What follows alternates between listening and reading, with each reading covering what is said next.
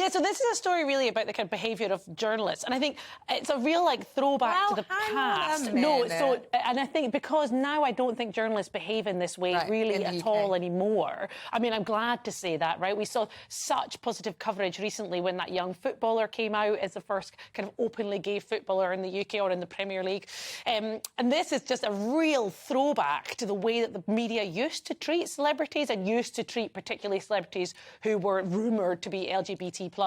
So Rebel Wilson was forced in many ways to come out ahead of perhaps her own choosing because this columnist in an Australian newspaper contacted her to basically say they had sufficient evidence that they would be outing her.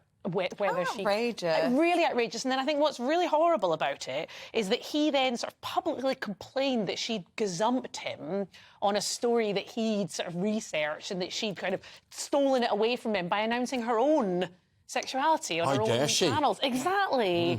Luckily, the response to this, hopefully as a reflection of the times we now live in, has been incredibly positive. Lots and lots of people wishing her well as she's announced that she's in a relationship with, I think she's a fashion designer, her partner, her princess. Here's what I find very confusing. And I know there's lots of reasons, quite complex, but within the media world, within presenters on television, I know a good few people who are gay, and we know they're gay, they know they're gay, they don't overly hide it, but they will not admit it. And a lot of them have this thing that while their parents are alive, particularly their mothers, men in relation to the mothers, and I find it really sad because I agree. Still actually know married people who still can't come out. Well, that's slightly more Married complicated. women, yeah, that's slightly more complicated. But I do have to say, do you really think in this day and age people would be condemned or hounded? I mean, maybe I'm just being naive. Maybe they would be absolutely lambasted on social media. I still think it's quite unusual to see, for example, someone who's openly gay, whether male or female, cast in a heterosexual relationship in a film, for example.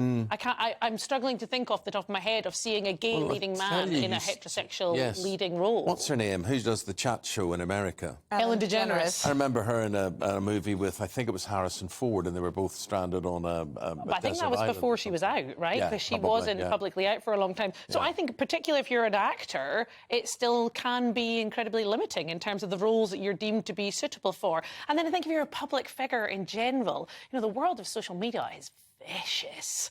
And I can very much understand, particularly because so often people lose control of their own story when it's told in a public format. And those who do, I think, are very brave and deserve our commendations. Good luck to her. Good luck Absolutely. to her. Everyone's allowed a private life.